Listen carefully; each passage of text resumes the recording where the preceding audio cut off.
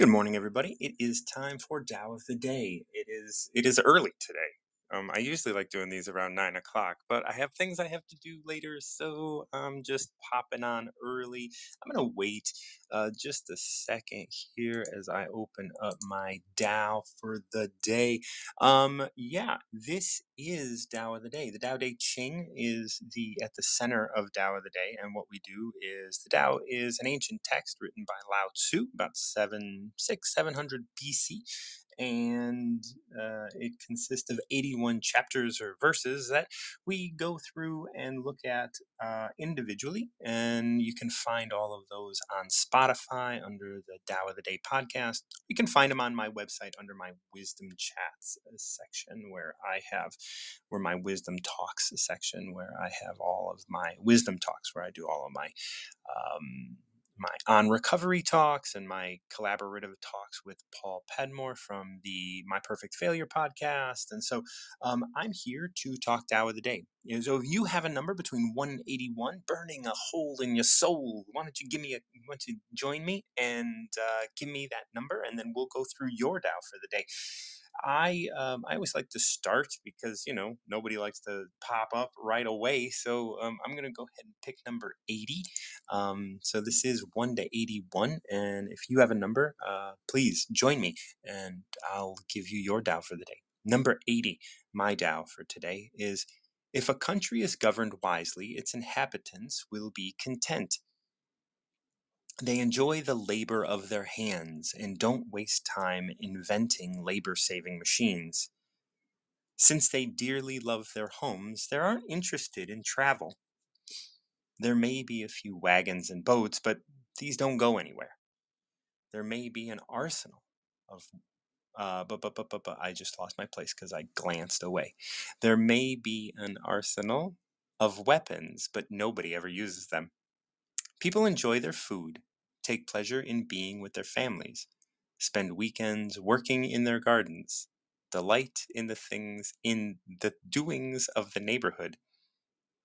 And even though the country is so close that people can hear its roosters crowing and its dogs barking, they are content to die of old age without ever having seen it. This, just initial thoughts here. What a great,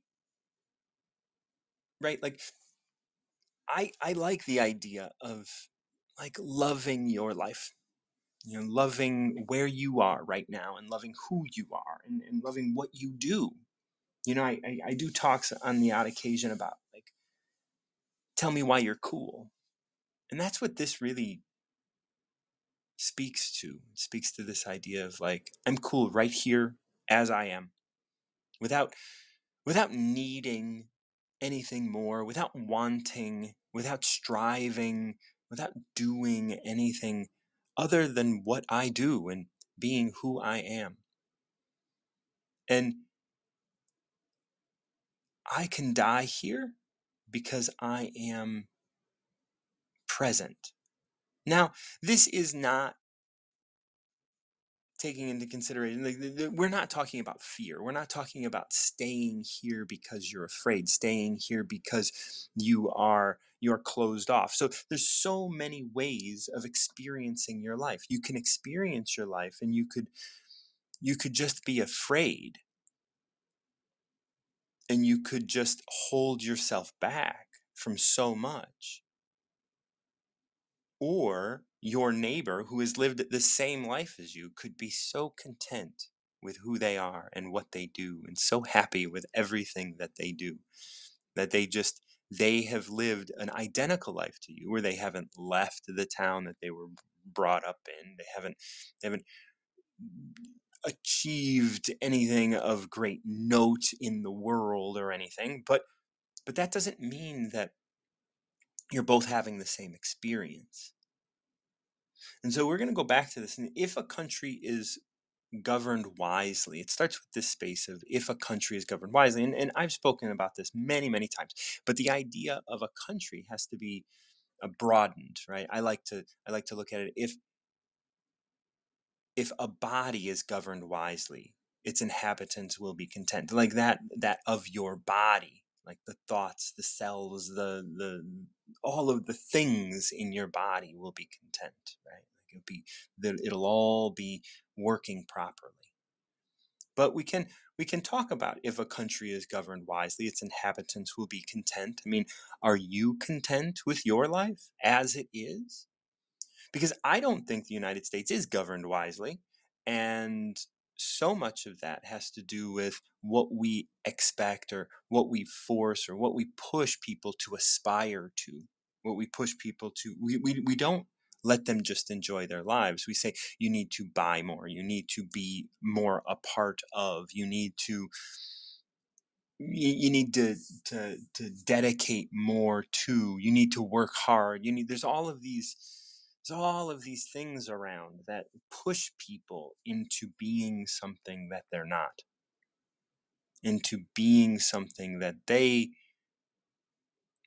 maybe don't even want to be, but they don't know it. We live under the influence of our country, right? Here in the United States. I mean, I was born and raised in a city that gave me certain identity features that I wanted to enhance, and certain identity features that I wanted to reduce. But ultimately, what ended up happening for me is like I am on a journey to recovering myself and to recovering all that I am without having to, you know, concern myself with the goings on of other people. I don't have to concern myself with what other people want and what they fill their life with. I don't have to concern myself with what they tell me to do. Of course, that comes up on occasion, and I have to put it in check, and I have to make sure that I am growing into who I am. But when a country is governed wisely, its inhabitants will be content. Is there any country that you know of where the inhabitants are content? Without having to leave, without having to go anywhere, without having to be anything, without having to do anything, just living their life. Maybe Nepal, right? Like, like that might be one of the only places that I can think of that exists. I mean, there's so much strife and frustration in the world, and so much of it is like, I want more. I want to be something. I want to be seen. I want to be, heralded as a hero. But that's not how inhabitants of a country would be content. They enjoy the labor of their hands and don't waste time inventing labor saving machines. And that is, if a country is governed wisely, its inhabitants enjoy the labor of their hands and don't waste time inventing labor saving machines. See, that's exactly what we do every day, right? Like a labor saving machine, maybe even like social media is a labor saving machine because I don't have to pick up the phone and reach out to you. That's labor. I don't have to invest emotionally into my relationship with you because I have social media. I don't have to invest. I don't have to, like, all of that is labor. That is like investing emotionally into how much I love you is labor. And a labor saving machine is social media. And I think so many people are hiding behind social media as that labor saving machine, as that, like, you coming up and talking to me, that's labor. Like, you calling me on the phone, that's labor. You sending me an email is labor. But if I just send a couple emojis to some things that you posted, well, then we're friends. And that now is the ability. that is what a labor saving machine is. Of course, we can also look at tractors, we can also look at all sorts of things. But you can look at cars, you can look at homes. Look at so much of our lives right now are just surrounded by labor saving machines. And and really, you are here to work. You are here to work with your hands and work with your mind and work with your body. Your body is such a beautiful instrument to do work through. That's so much of the thing. So this is Tao of the Day. If you have joined me and you're listening and you would like to contribute or participate, I always ask, just pick a number between 1 and 81 and we'll read your Tao for the day. I'm currently reading number 80, my Tao for the day. Since They dearly love their homes. They are not interested in travel. This is something that I felt like so much of my life. I want to be somewhere I want to be. I don't want to be somewhere I want to travel from. I don't want to be somewhere that I want to escape from. I don't want to be somewhere I want to leave. And Chicago was a great place for that, but I also recognize that I want to be somewhere much more quiet. I have, one day I woke up and realized I wasn't going to be in Chicago forever. And so now I'm making plans to leave Chicago, the Chicagoland area. I'm currently living in the suburbs, but which is kind of a first for me over the last couple of years. But it is not my intention to stay here. It's actually not my intention to stay in the United States. Because I am not content here. I do not want to stay here. Maybe I could become content to the point that, like, oh, it doesn't matter where I'm at. I am here, and wherever I am, there I am, and that could be cool. And maybe I'll make it to that sort of mindset. I'm not there yet. Right now, I still do have desire. I still do grasp. I still, am not content. And maybe that's the country's fault, but I'm not going to play the victim to that. I know that, like, in my heart I can be content right here wherever I am and allow those things to exist. So there may be wagons and boats, but these don't go anywhere. I love that, like, I love, I've lived in places where, like, I could be there and just, like, step outside, take little walks and do stuff like that, but, like, never really go anywhere for, like, long stretches of time. I, having been born and raised in Chicago, getting out is has always been a big um, has been always been a big deal. So travel has always been something that I've done, especially with a car. A car always was my kind of mode of travel.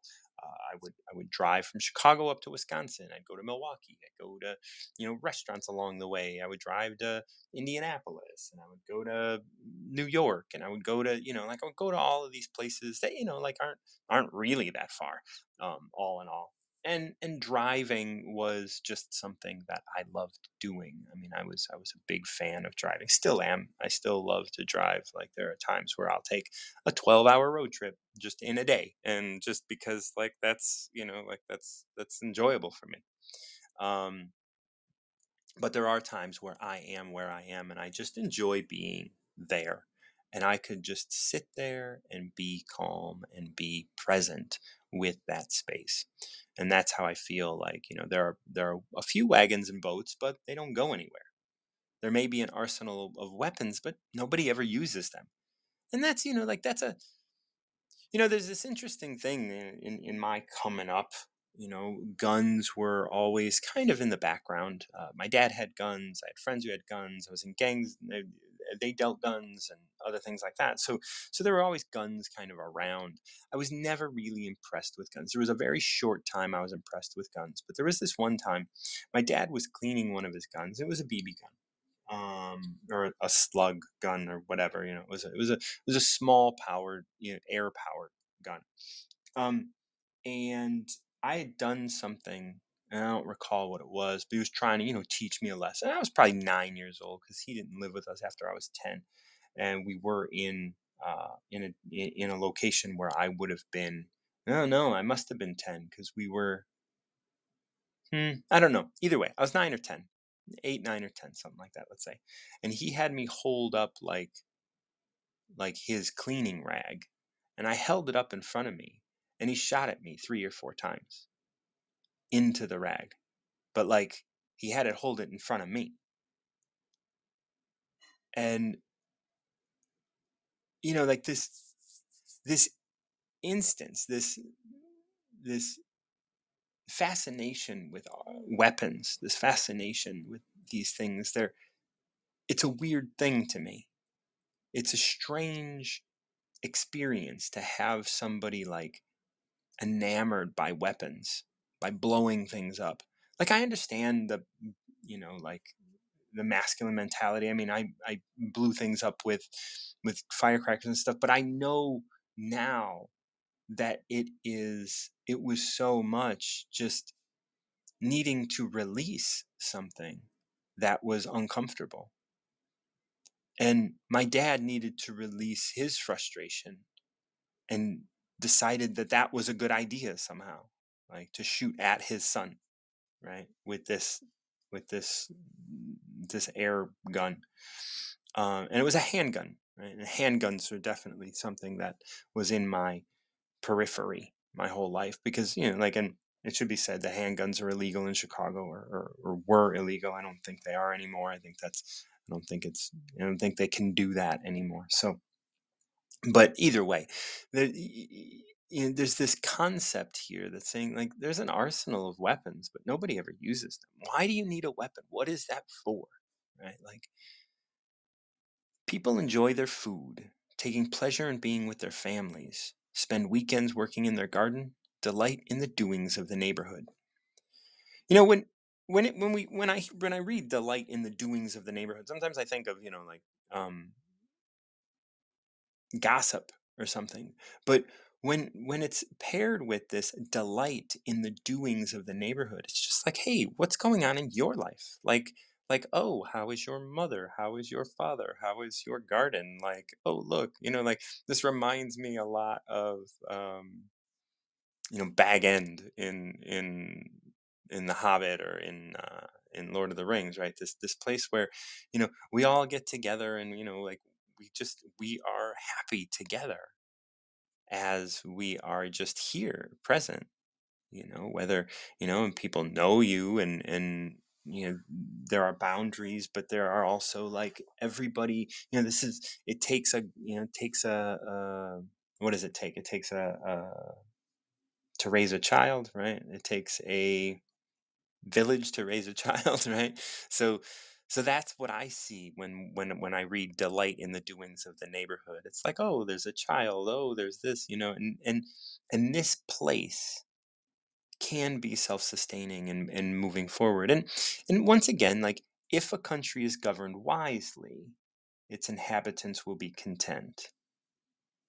Right? If it's governed wisely. And this also has to do with your mind. If your mind is governed wisely, its habitants will be content, meaning that it won't wander. It won't desire. It won't grasp for things. Right? There are many wagons and boats, but these don't go anywhere. And if we are talking about the mind, like, there are a lot of ways for you to go out.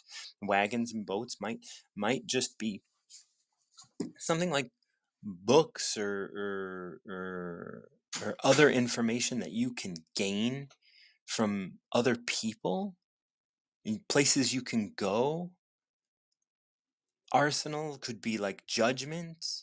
All of these sorts of things could exist, but you don't ever use those things. An arsenal of weapons could be just judgments, but you don't ever use it. And because you don't use it, or you don't use it because you're content with who you are as you are. You don't have to compare yourself to other people. You don't have to put yourself in a situation where other other people or things, like, affect you. You enjoy your food, take pleasure in being with your family, spend weekends working in the garden, delight in the doings of the neighborhood. And even though the next country is so close, the people can hear its roosters crowing and its dogs barking, they are content to die of old age without ever having gone to see it. And that is true contentness, right? Contentment, right? If you can be content, and if you can govern your mind wisely, then you can be in this place where you can be who you are without having to um, without having to visit that next place, without having to desire to be something, to be somewhere else. If you can stop wanting to be someone else, if you can get rid of the illusion of your identity, then you can so easily just be content with who you are right now. And that's a big leap. It's a leap to get to that, especially because here in the United States, I wouldn't say our country is governed wisely. And so we have everybody striving to be something other than they are.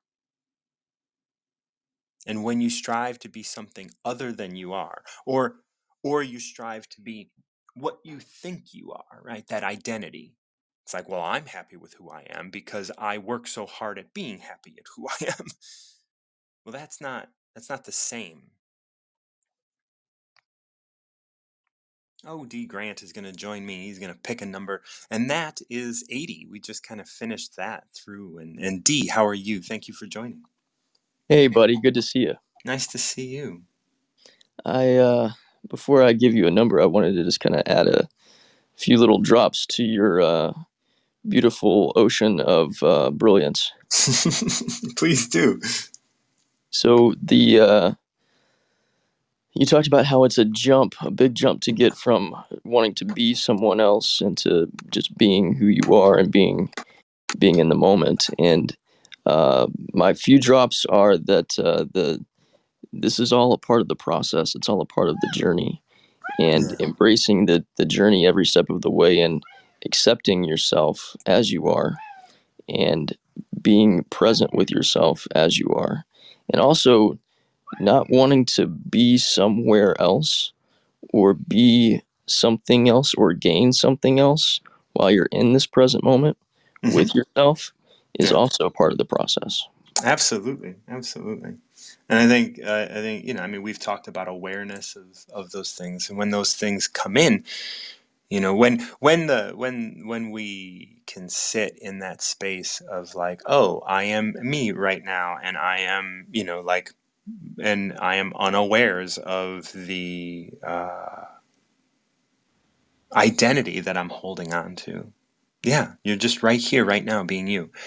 And when we become aware of the identity that we're holding on to, we can move, and even if we find ourselves resistant to move, that's okay. Like, there's nothing there. You're going to be resistant until you're not, like, you're just you're going to be that, and there is nothing that you need to achieve. And if you feel like you want to achieve something, go ahead, give it a go. Like, and that's a beautiful place to exist as well.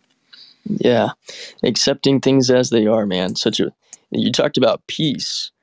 And from my side of the pond, my journey, peace is it is that contentment in I have everything I need, I am everything I need, I am everything I want, and the striving and the doing starts to dissipate, and you find yourself after being on this journey and being in this process of just accepting yourself as you are, where you are as it is, and what you have as it is, that those longings and those cravings for something else dissolves.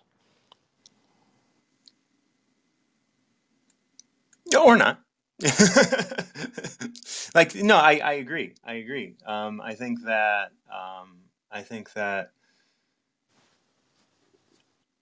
that is I think that's an inevitability, right? Like, that your contentment and that desire will fall away over time, and that time period may be lifetimes.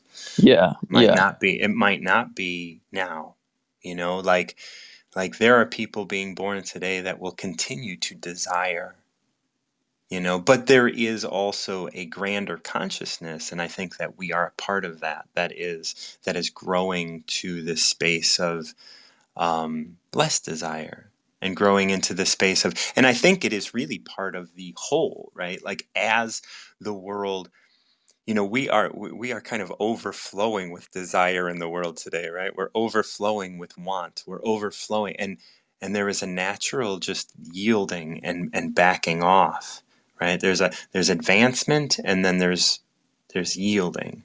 And I think right now we're in a stage that's moving into yielding, and we're yielding to the logical progression of the world as we have understand it over the last millennia. yeah. And not to say that I wasn't trying to say that all desire dissolves, because I desire. think ultimately it will, but yeah. Well, yeah, I have desire. I'm not gonna lie. Yeah, absolutely, absolutely. I think that's part of the human journey, right?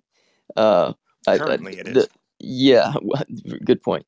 I think the what I was just trying to convey is that the striving and the yearning and the feeling desperate for the desire to happen now is part of what dissolves. And again, this is a process. It's not something that is instantaneous.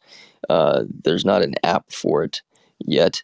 Uh, uh, Not, give it, maybe give it time, and somebody will try to come up with some sort of version of that. But it's also like, when I find myself completely at peace and completely content with how things are, even if that looks differently than the envisioned desire that I have, kind of put together in my imagination. What feels really good is just that place of contentment. That's like, my desires are on their way to me. I don't have them yet, but that uh, I'm not going to call it lack, but the thing that I want to have, or the fulfillment of the total package of the vision not being here right now is not something that is keeping me from a place of peace. And I think that that's really what we're all working towards, is being content in the journey and in the evolution of things as it's happening, instead of I mean, man, I spent decades in a place of frustration that the fulfillment of my desire was not here now. And Mhm. so having the desire is part of the human story, but also like being content with each little step along the way, even if the step along the way is not you doing, but you being in a place of just being, and being content with that, and then embracing the contentment and the peace that's there, and celebrating that. Oh yeah, yeah. And I think there's a lot to be said about like how the experience is the thing that is making us complete, right? Like like I spoke recently about this idea that if you made a boat and put it in the water, you'd be like, oh, see, now that it's in the water, it's complete. Right? It Hmm. can be a boat now. But if you made a boat and put it in the sand in the middle of a desert, that wouldn't, like, the circumstances under which you placed that boat would complete it. Hmm. It wouldn't be complete in the way maybe you designed, like you designed it to be a boat in the water, da da da da da. But but the boat would be complete on through its experience, through its circumstances, and it would be complete there. Now, would you be able to call it a boat? Once again, Hmm. like the calling it a boat is just identifying it and forcing it to live up to an identity. While the reality is maybe it's now a public art, maybe it is a shelter, maybe it is a sculpture, who knows what it is, but its circumstances are now the thing that is completing it, Hmm. right? And that's the same thing with us. No matter what happens to us, we could judge that as being good or bad, or saying I don't like this and I prefer this and I like that and whatever and I want this. But we let the circumstances that unfold in our lives complete us. It's not that we're lacking anything, but in terms of, like, the boat didn't lack anything, whether it was on the water or in the sand, but its circumstances completed it and made it what it will now be. And just like us, if we're like, oh, I was supposed to be born in 1940, or whatever, right? Like all of that kind of talk. It's like I'm always being somewhere else. But the thing is the circumstances under which you find yourself are the things that are completing you. Wow. That's profound, man, my friend. Would you expect any less from me? No, no, no, no, no, no. Not at all. Well, we're I running out of time, but I would love to get a number from you. And if you need to come back on, I would love to just invite you back. Yeah, how about 21? 21. The master keeps her mind always with the Tao. That is what gives her her radiance. The Tao is ungraspable. how can her mind be at one with it? Because she doesn't cling to ideas. The Tao is dark and unfathomable. How can it make her radiant? Because she lets it. Since before time and space were, the Tao is. It is beyond is and is not. How do I know it is true? I look inside myself and see. Mm. Wow. Yeah, that was a good one, especially for what we were talking about. Well, that was a number that came to my mind, so I trust that. It is a magical thing, isn't it?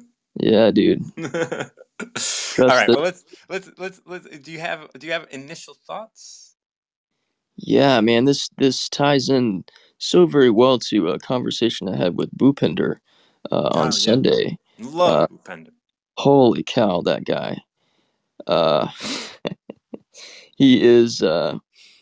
This is my how I describe Bhupinder. I don't believe in gurus, but I do believe in Bhupinder. My heavens, that man is just he literally is something else in terms of brilliance and wisdom and light and love and just oh my god. But one of the I mean, what we were talking about was um, we were talking about essence, and he drew this very beautiful comparison of if you take an iceberg or an ice cube, what is it? And I was like, okay. And he goes, if you take a glass of water, what is that? And then if you take mist, what is that? It's all the same thing. It's just different forms of the same thing. And when we see, when we're able to get to the essence of a glass of water, a glass of water's essence is the same as the iceberg's essence, is the same as the mist's essence. Then we're able to see that our true essence is not the container around it, but what is inside. And when you were describing, or in reading the Tao, the great mystery, the great unknown, that's what it reminded me of. There's this vast infiniteness, this complete unknown, this unfathomable, unknown that exists within us. That is like you were describing earlier. That is one with all, but is still all its own. And that's my interpretation, I suppose, of the reading of number 21 from the Tao. The It's interesting. Like I love what you said, and I'm before we go through it line by line, I'm gonna just kind of cut in and say like the Tao is ungraspable. How can her mind be at one with it? Because she doesn't cling to ideas. The Tao is dark and unfathomable. How can it make her radiant? Because she lets it. Like those two things, which are right in the center of this 21, like really describe what you're talking about here. This idea of like it is unfathomable. It is dark. We don't know what it is. It is ungrounded.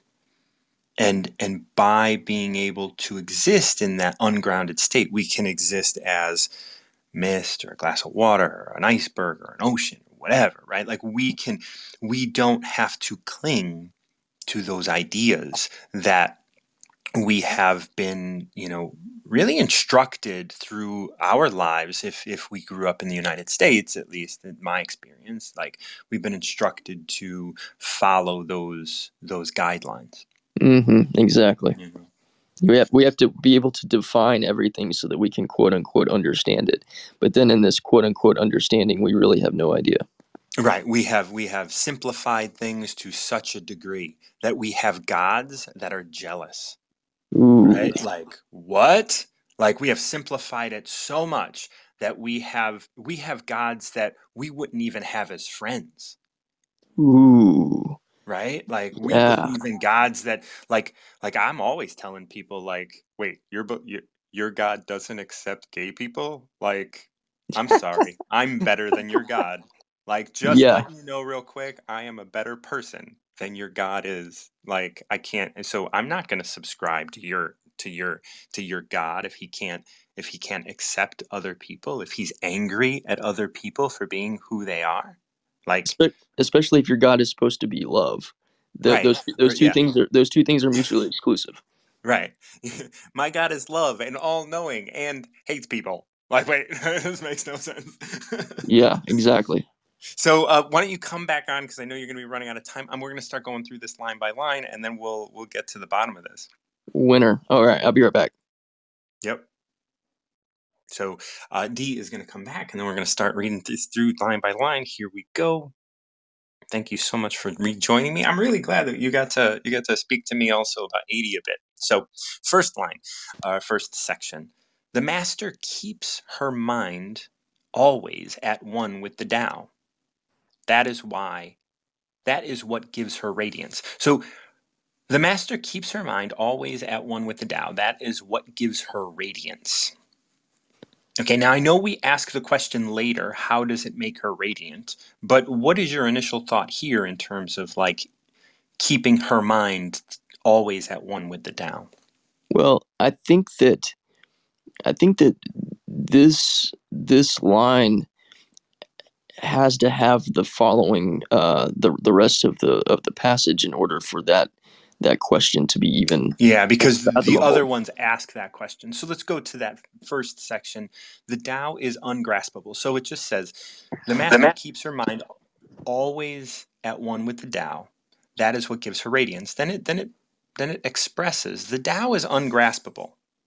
How can yeah. her mind be at one with it? So the this is so what is coming to me is this is so much about letting go and surrender. And Hmm. the master keeps her mind in a place of surrender so that she's not holding on to absolutes and things having to be one way in order for them to be accepted and understood and lived in. Right. And then it asks the question of itself. How can her mind be at one with it? Because she doesn't cling to ideas. Yeah. Right? Like this whole concept is like, if you think you know something, you are so off base. Like there is like, you have to come to this with a humbleness. And you have to come to this with the idea that whoever and everything and everyone that you interact with is going to take what they've experienced and come up with something different. And we Hmm. have to be able to allow that, without having to dictate it. Yeah. So much of all of this is about yielding. Yes. And yielding is the yin trait, is the how we would describe a feminine trait, right? Like that is the trait of yin energy. It's like the yielding of it. And the Tao is definitely a yin text. It is not about forcing, whereas so many religions are about forcing. The Tao is more about yielding. And so much like yes, so much religion is about that too. So is culture. And you've mentioned this before, Yeah. like growing up in American culture, there's so much about our culture that is like about how uh, I'm going to make it happen. I'm going to I'm going to take control of situations. I'm going to force things into being, and all of that striving. Man, I really believe and feel that from my own experience and from observation that so much of this striving and this doing and this forcing things and trying to control outcomes and whatnot is one of the reasons why stress is at like all-time high levels. So is anxiety and depression and Cancer and stuff. like Yeah, you name it, man. Like yeah, you name it. Yeah. but when you get into yield, which by the way, this goes back to what you were describing when you were reading number 80, and in the letting go and the allowing of things and not clinging so much to ideas, concepts, um, trying to be someone else or be somewhere else or be something else. Hmm. It's so much about the surrender and about the allowance and about acceptance. And these are words that we use often and that we talk about often. It's the step by step incremental practice of this stuff which makes it all flow. And so, like, even thinking about this, from like a metaphysics standpoint with energy and all that, is like when you want strong energy to create something, that there has to be flow that's there. You can't put these blocks in place. And we put blocks in place when we try to get in control of the process and try to strive and try to force things into being, or try to force something into happening within a certain time period. And then what does that do? It just creates more of the obstacles that keep um, things from happening at all. In this line that says she doesn't cling to ideas, that reminds me of one of the people that come on this program a lot is Catherine, and Mahoney. Catherine Mahoney, and she Yeah. and she is always talking about like this space of intuition. And Hmm. by not clinging to ideas means you can be open to your intuition. You can be open to hearing yourself. You can be open to that which you are being presented with, right? Like, and the next line is the Tao is dark and unfathomable. How can it make her radiant? Because she lets it. Right? Mm. That simple thing of like, you, I can be here to receive this. How can it make her radiant? She just allows it to make her radiant. She doesn't try to control it. She doesn't try to, micromanage it. She's just like, nope, this is what's being spoken to me. Yeah. So there's that word again, allowance. Yeah.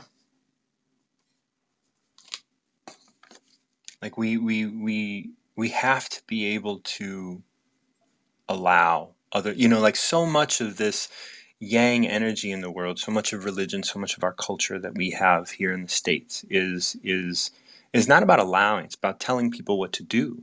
And I think, once again, Catherine would agree. I think that idea of universal laws, right? This idea that being here, being present, like the common good and me and mutuality, like we are here. I want to allow you to be you, which also means that you allow people to advertise and you allow people to become addicted and you allow that, but you also treat them with respect, not putting them on the wrong side of the law, not just imprisoning people. And you offer help, you offer love, and you allow your person, you allow your body to respond as the Tao instructs or as the Tao sort of inspires. Yeah, man, and I love the language of this, because it's like dark and uncertain yet radiant. How is that so? Hmm. It is so because it is allowed to be so. Yeah. So part of this also is like allowing our own minds to accept things that it has previously tried to either deny or restrict. Right. And when you remove limitations from the way that you think, and you say, oh, wait, all things are possible, so the dark and unknown can be radiant. I wonder what that looks like. I wonder what that feels like. And then now that you're even just in this place of curiosity, now new things are open to you. Hmm. And that's just, yeah, and you just let that, then you just allow that to, like, that which is now open to you to start the cycle all over again. Exactly. And then it grows and it builds Hmm. because you're allowing it And to. it's interesting, like now we're talking about like linear time, and we have this next line which says, since before time and space were, the Tao is. So there's an interesting aspect of how this is being translated, where it's like there is, once you have space and time, you have this delineation of were, right? Since before time and space were, the Tao is. Mm, And that is because time and space don't exist and everything is right now. And so there is this aspect, and it's not hidden. It's right here in plain sight. It says before time and space were, the Tao is. And then it says it is beyond is and is not. How do I know this is true? I look inside myself and see. mm. And that is such a beautiful way of like guiding people to understand. It's like when you hear that first line, since before time and space were, the Tao is, you're like, oh no, that's not right. That's messing up my time and space mind. Like that's messing me up. Like and and and then it describes, right, and then Stephen Mitchell goes ahead and says it is beyond is and is not. Like you can't even use those terms under this. And then how do I know it's true? I look inside myself and see. And when I look inside myself, I'm looking to my intuition. I'm looking Mm. to who I am. I'm looking to that which I am at one with, which is the Tao. So the first line was the the master is at one with the Tao, right? Yeah, the master keeps her mind always at one with the Tao. Right. And then the second line or the second part, I'm paraphrasing and not getting the Mm-hmm, mm-hmm. Yeah. but the Tao is unknown and mysterious or something along those The lines. Tao is ungraspable. How can her Ungraspable. mind be at one with it? Because she Right. doesn't cling to ideas. Right. And man, there's so much here. Uh Yeah. the unknown, the mysterious, the mystery is the oneness that we are in. And how do you find it? You go within, which goes back to that whole thing about the essence of how who we really are is not what we think we are. And I think this ties in very well with what you were opening with number 80 about, Yeah. not being somewhere else, not trying to be someone else, not trying to be something else, because all of those things are clearly defined, outlined, structured identities and pieces. And if you just try to be the piece instead of trying to be, if you try to just be the piece instead of accepting the whole, but and also recognizing that the whole is mysterious, the whole is the unknown, and It's when you the go, dark, the unfathomable. yeah, and then when you go within yourself, and, and as you go on this journey of discovering the you that you don't know, you discover all kinds of mystery, all kinds of unknown. So it all starts to make sense, but then at the same time it doesn't. And that's that's really the brilliance and the beauty of it all. Right. And not trying to make the understanding of it be this prerequisite for what it means to be at peace or what it means to be whole, but accepting like there's all kinds of shit I don't know. Yeah. Okay, this is fun. Let's let the unknown be instead of trying to like quantify it and understand it in order for there to be some sort of sense of okay, now I can move forward because I understand. It's like and there's this great Trevor Hall song called I think it's called What I Know, and the lyrics are what I know is that I don't know, and now I dance and I sing and I live full. So it's this like celebration of all of the things that we don't know, all of the things that we don't know that are inside of us and that are us. And like, instead of denying it and rejecting it and criticizing it, we accept it and we celebrate it. And it becomes this beautiful part of our essence that gets to be this continual process of learning and growing and accepting.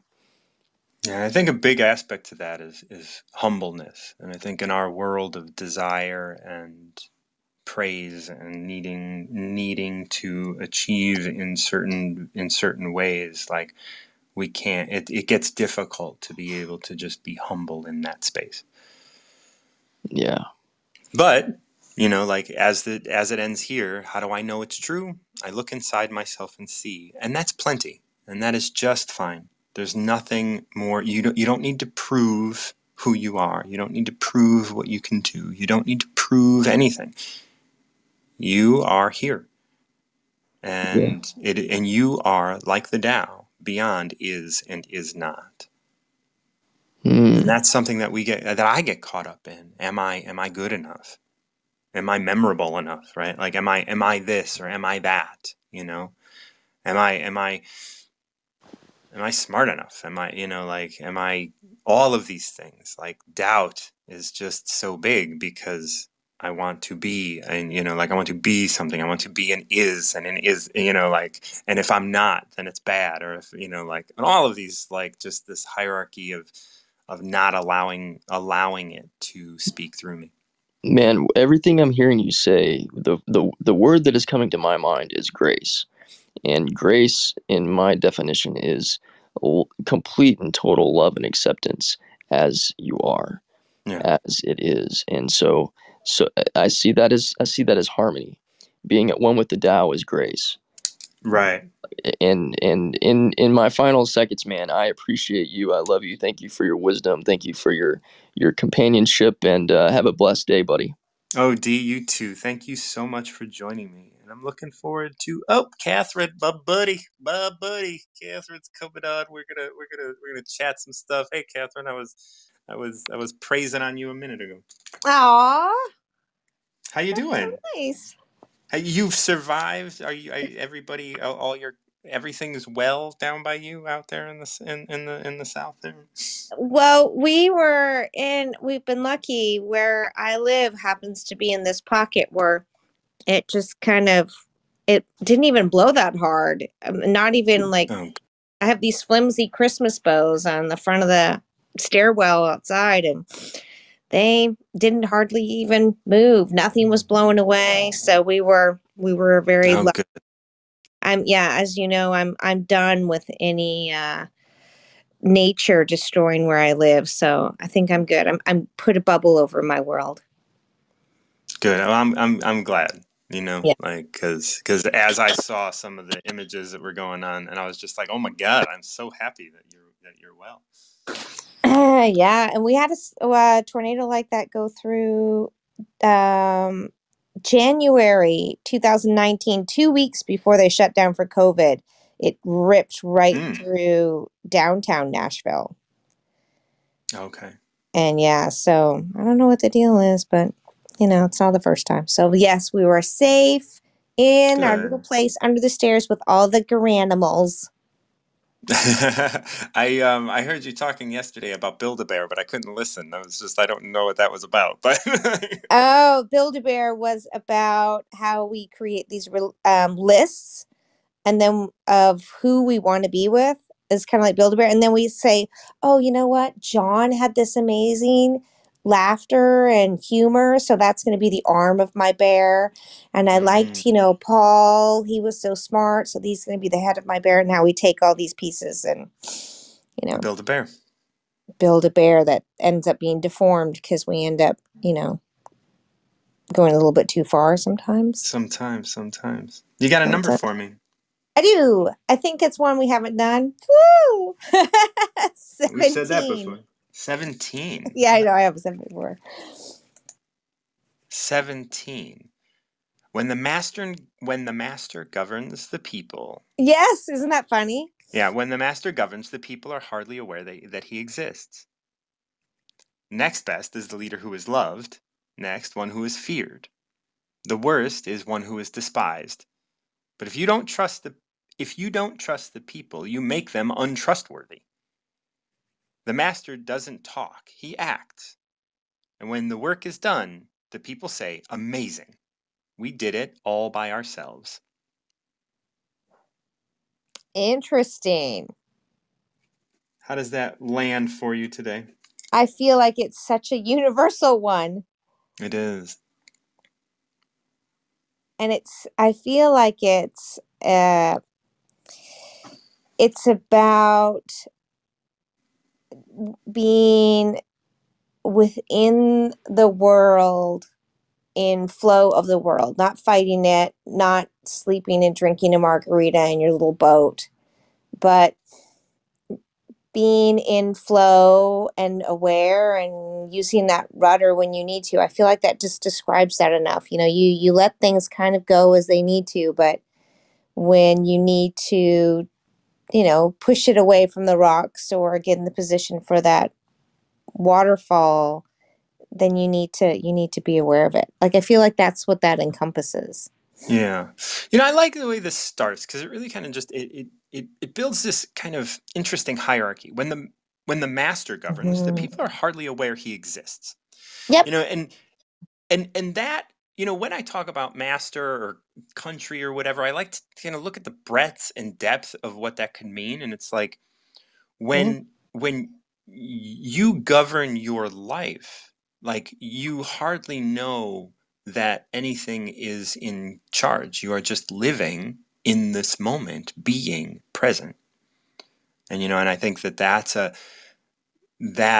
wholeness allows your body to be healthy and allow, you know, like, and you're both yielding to the moment, but also you have structure in order for you to be yielding without it being something that just gets you off the hinges. And you know, like there's a balance throughout the whole, and no one thing is controlling everything. Like for me, I have a lot of time to be present and be intuitive and do my work in that sense, but I also have very strict sort of uh not, I don't want to call them regimens, just routines that I do, like in the morning, where you know there is journaling and there's exercising and there's like all of these sorts of things that, you know, my Spanish and all of these sorts of structured things, but no one thing controls any of it. Like at any moment I could just say, oh, I'm going to abandon my morning routine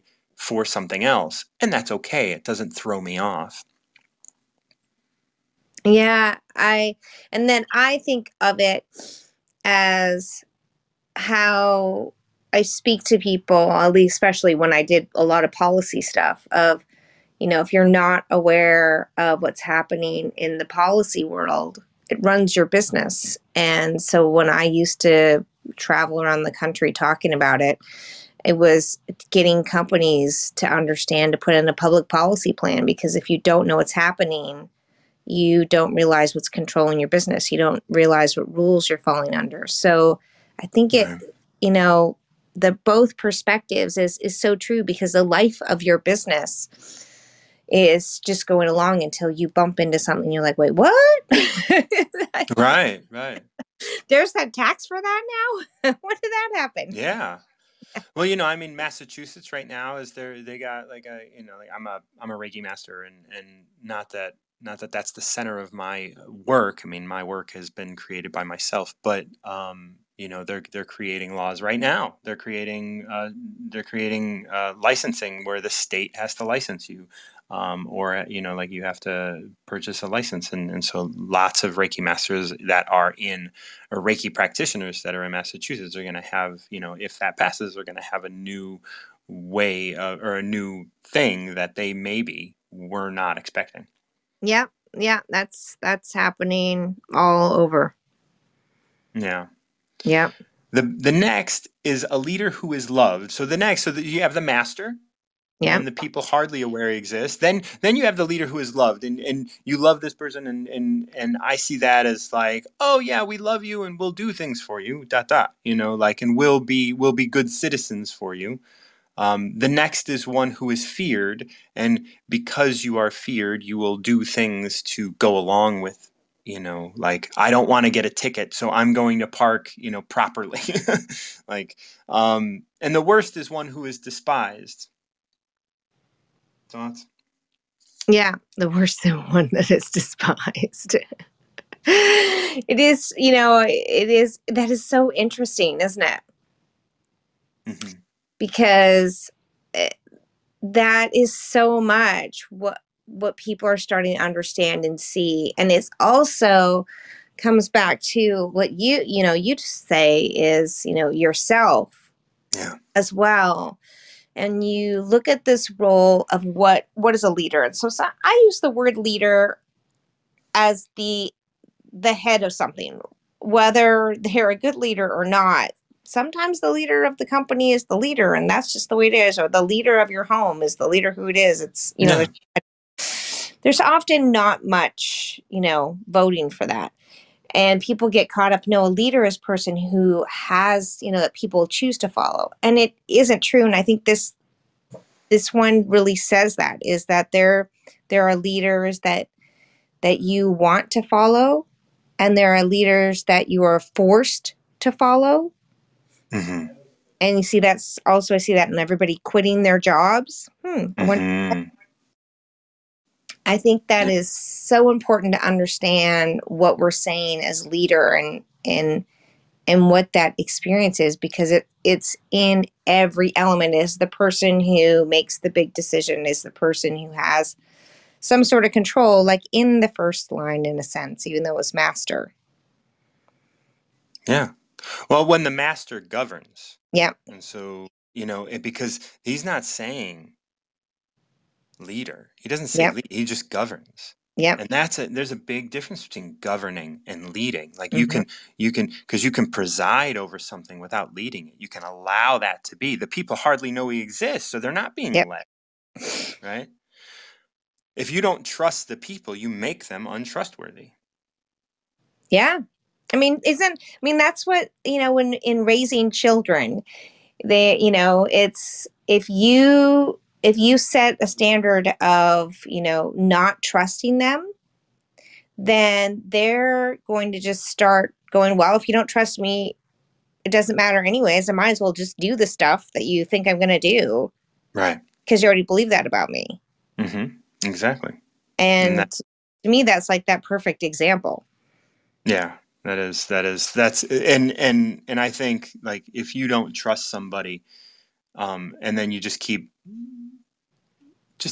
them around, well, they're going to eventually, like, show you that you're right. Like, it's just self-fulfilling under that point, because whether they do anything or not, you don't trust them. You Yep. are going to see them as untrustworthy, Yep. and they may in turn, like, not feel trust is, because they can't win your trust, so why should they care? Why bother? Right. The master doesn't talk, he acts. When his work is done, the people say, amazing, we did it all by ourselves. I love that. I just love that. It's like, you know, it's amazing. We did it all by ourselves. I just love that image it gives me. It feels very cartoony in a way. This is like kind of this is what I aspire to do with my healing work. Like, I see my Mhm. clients 4 times. I do my portrait of them. I talk to them. I get them to open up. And really, I don't know that there's anybody that's ever known me that hasn't been affected in one way or another by me. And maybe that's a grotesque statement, but I really think that, like, I inspire people to think about themselves deeper. And things that I do and things that I am, I see people around me change in drastic ways all the time. And I love that, like, they can walk away and from, like, a session, from, like, a portrait suite session of mine, and just be like, 3 months after we have met, they're like, my life has completely changed and it's so great now, and I don't get mentioned at all. And I like that. In terms of business, it's not a great sort of strategy, but I like the fact that they think they're doing it on their own. I want that. Like I remember one person was just like, "Oh yeah, that was a really great jumping off point." And I was just like, your life wasn't even on this trajectory before we met." And but whatever, it's you, and that's what, and I do want it to be them, but, like, my ego does kind of sometimes want to get in the way and be like without my ass, you'd have been fucking, like, you'd still be 30 pounds overweight and fucking, like Yeah. not doing what you want to do, like. I have many of a client as well. Yes. Yeah. Yes. And again, this is what I aspire to. I want to be me in front of people to such a degree that they want to be them. Yeah. And Yeah. that's it. That is what I want my life to, like, if I could do that, and I have. I'm so grateful for that experience. Yeah. And there's something about the fact of being aware. of how things function. You know, it's an interesting thing. Like, I need to look at my, I don't have my glasses on. Okay. My mom, for instance, is like, if she's got something physical going on, or like when she was first kind of having heart issues, I would ask questions, you know, how are you feeling and where does it hurt? I don't know. I don't know. I'm like, do you feel dizzy? I don't know. And I'm like, she's like the worst patient in the world, because I'm like, I just give me an idea. Does it hurt? Does it not hurt? I'm not sure. It's like, oh my God, you're killing me, woman. Like, help me out a little bit.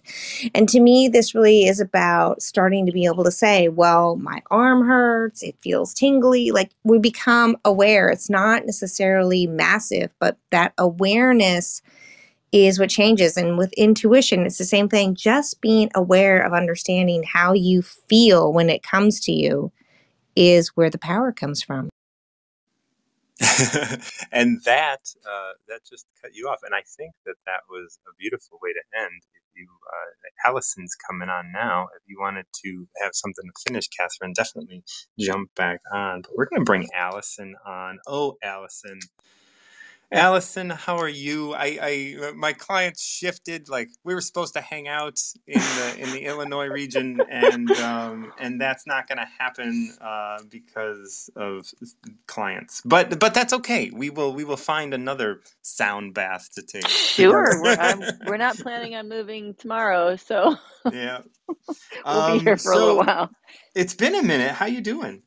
I'm good. I am just going with the flow of what December is offering me, and it hasn't been a lot on wisdom. There's just been other things that have been happening, which is all That's good. good.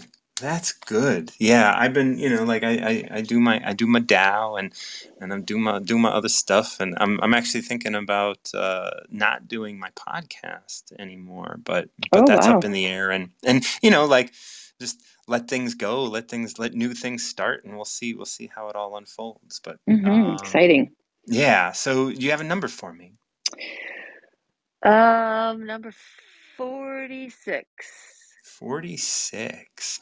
I was actually just doing some work.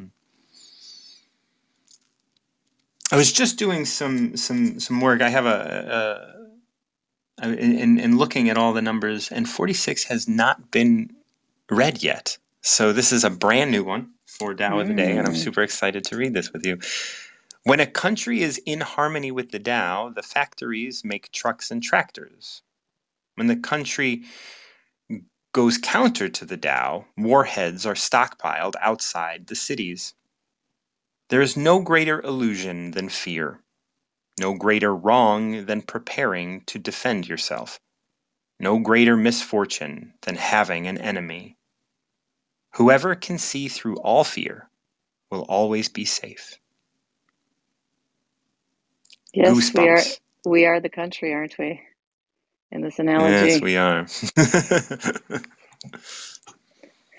Yeah, truth. So, Capital T. initial thoughts?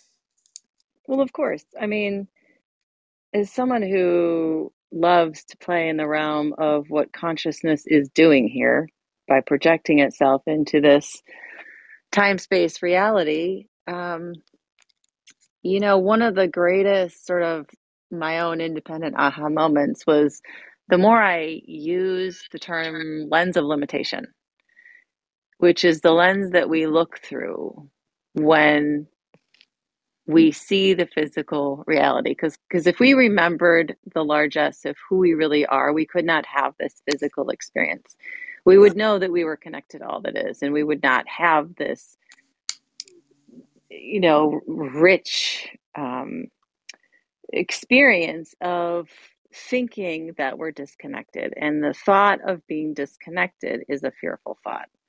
And Yeah. from there launches every experience and variety of flavor of fear, such as I hear this in spirituality all the time. I need to protect myself against Right? negative energies. Oh my God. Like all of these Reiki practitioners, like, first you got to do a protection spell so you can keep, and I'm like, what? If it's coming to you, it's coming to you. Like, Well, okay, so there's even more than that. It's like, it's not coming to you, you are it.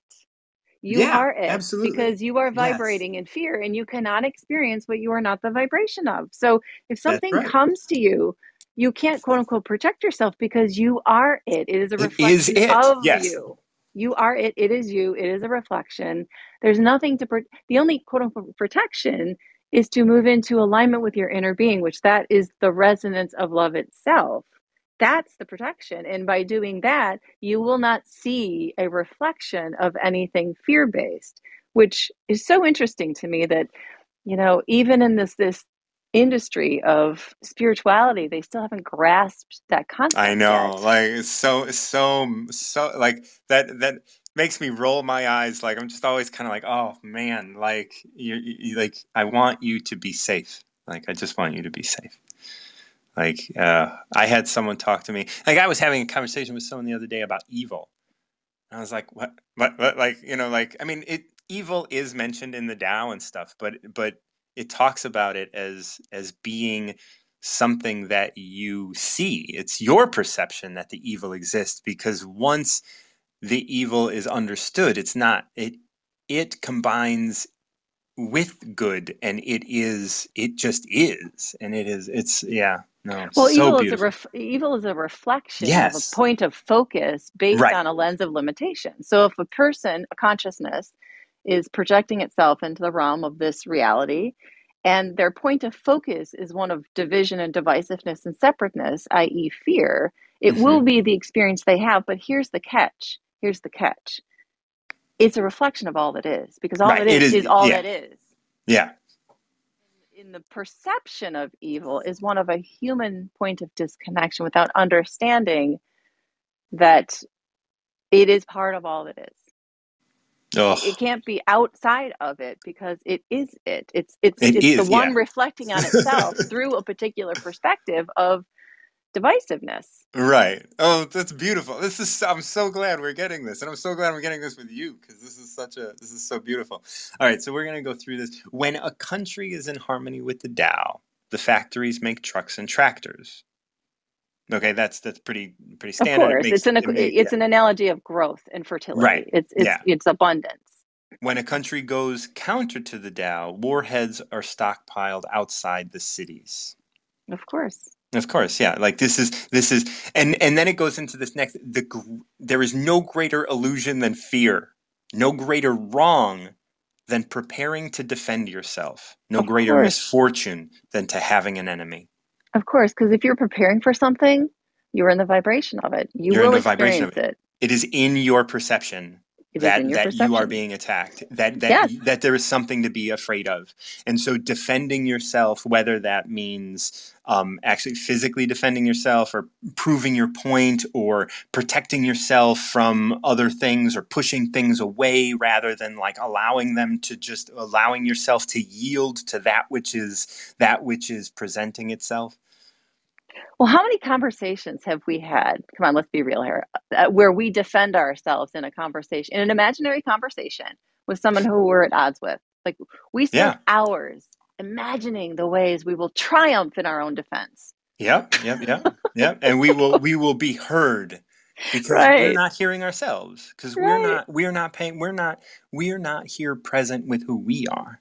And that's something that, like I've been, that's I have over the last, I don't know, month and a half, been really looking at how, of course, yes, I love myself, and I've loved myself more and more all the time, but I realized that I love myself in a very strict way. And I'm looking at now loving myself in this broader way, so that I can love myself not just for what I do, but for who I am just intrinsically, in this unconditional way. And it's been a real big eye opener. This isn't to say that I haven't loved myself and all of that kind of stuff, but there always seems to be more. And I have been really looking at this space of like, oh, just be here present with this, and allow it, and allow myself to receive, because I'm not a great receiver. I'm an amazing giver. And that was a way that is a way that I can continue to love myself, is by receiving, not only from others but from myself as well. Yes, it's the It's the tractors, right? It's the Yes, yeah, preparation for absolutely. the growth and abundance that is our natural birthright that most people deny because of the journey. I mean, but of course it's a lens of limitation, right? Within the microcosm of ourselves, we have the good and evil present, which is the I love myself. Absolutely. No, I don't, you know. Yeah. And it's important to recognize that. It's important to recognize that both of those exist. And that's okay, like that they're both worthy of all of the love that you have. Well, what's interesting too is we're in a point of as a collective consciousness where we're moving through the eye of the needle, and we're beginning to come out the other side in 2022, where we are given a choice. Or are we going to look at the wholeness of who we are and accept it, or are we going to continue in this separation of thinking it's, you know, this divisiveness, you know, choose love and understand it incorporates all that is, or am I just going to fear? It's like I encourage anyone to do more self-awareness, self-exploration, understand the ways in which they deny um, their own self, you know. And like you said, receiving it, we're about to go into a time frame where this reception of the things that you would like to perceive is essential. And more people are what they call waking up, right? They're like, oh my God, I'm waking up, you know, their spiritual Yeah. awakening. It's like the eye of the needle type of concept where the storm has been happening, and we have to make a Hmm. choice. Will I choose to be all that I am and all that I can be, or will I shrink and two worlds will separate? Actually, infinite worlds will separate, but Yes, yes. And there will be, yeah, we will have a great, it's so good. Like, oh man, Allison, you like, it's so good to have you on. I missed you. I've been, I've been making an effort to kind of like keep track of like the people that I really like engaging with. And like you said, you haven't been busy here on Wisdom, and I haven't seen you, but I've been wanting to connect. But final line here: whoever can see through all fear will always be safe. Yeah, you know, it goes back to understanding that the idea fear is an idea of separateness, because it's fear Hmm. is an energy of negativity. And what I mean by that is not judgment. I don't mean good or bad, because most people Right. take the term negativity and they go, this is good and this is bad, and negative is bad and positive is good. And they really mean it in a sense of value judgment. I'd like to open the conversation and the floor to the concept of the structure of energy. And so fear is a deconstructive energy. It will feel like you're alone. And when you understand that, you can sort of see through the illusion because it feels really real. I mean, there's adrenaline and there's cortisol and there's hormones involved. And it's like, it feels really real. But the creation of all of that is within us. We're doing the creating process of the concept of thinking we're separate, thinking that we are alone, or you know, don't have the resources and the help that we need, and everything is against us. But that is the structure of a negative energy, which is deconstructive, and it's disintegrative. When Right. you can understand it as such, you can be like, oh wait, it's not actually me. It's a construction of my consciousness that makes me feel like I'm alone. And when you can see through that illusion, you're like, oh, okay. All right, I get it. Yeah. Yeah. No, and that's it. And I like this, like this. Whoever can see through all fear will always be safe, and you are always safe right now in this moment. Like you are being held, and yes, bad things happen, but you are being held, You're an and indestructible consciousness. right, That's what you and are. yeah, and that is, and when you, and fear is so pervasive here in the manifestation, Yeah, we're in an intense point right now where yeah. we're being asked to choose by ourselves, for ourselves, within ourselves. Am I going to choose to put 51% of my energy into fear or 51% of my energy into love? Because once I tip the fulcrum, the roll begins. You don't have to That's have right. 100%. You just want to have enough to tip the scales so that the momentum begins and you can roll in a certain direction. Because, you know, there's a whole nother discussion, but there's not just one world, there's infinite worlds, because consciousness is creating these worlds. And so, you know, the world that I choose will be reflective, and the individuals that I see reflected in this world are those who choose more love than fear. And that's just it. And that's true for everyone. Everyone's world will be reflective of where they're choosing to project their energy. So if you understand you're an indestructible being, then you'll be like, all right, well, it's just a blip of, you know, yuck in my life, and I don't have to invest all of my being into this idea of fear. It's an experience. That's it. That's right. That's right. And we can just be here having this experience. And I was mentioning earlier, like, you know, having the circumstances complete a thing, you know, is this idea of like I am complete, but the experience is the thing that kind of brings me towards death, is bring the thing that completes me in that other way. Mm-hmm. Good And that's, talk. you know, thank you so much. Always such a pleasure. And we will cross paths at some point. Absolutely. Looking forward to it. Okay, everybody, thank you so much for joining me today. This was Tao of the Day. If anybody else wants to come on, I would be open to that. I am going to sign off, and if you wanted to come on, you definitely can while I am doing that. My name is Martin John. I host the Recover Yourself podcast, which may or may not be ending, but otherwise, I work with clients one-on-one. If you're interested in working with me, you can contact me through martinjohn.com, spelled the way you see it here on Wisdom. This is Tao of the Day, and you can also find other Taos of the Day on Spotify under the Tao of the Day podcast. I'm open to connecting with you guys, and if you have any questions, you can always reach out to me on Instagram or any of the other outlets that you can find here on Wisdom. Thank you so much. I'm such a fan of Wisdom. Congratulations to Dio and her $2 million of seed funding that she just got. If you don't know about that, you can definitely Google it and find more information on that. We are doing great work here, and I'm so glad for all of the people that joined me, Dee, Catherine, Allison, all of my Wisdom buddies, and anybody that stopped by to listen. Thank you so much. I am always open to chat, so DM me wherever you can find me. Have a great day, and until next time, keep recovering yourself.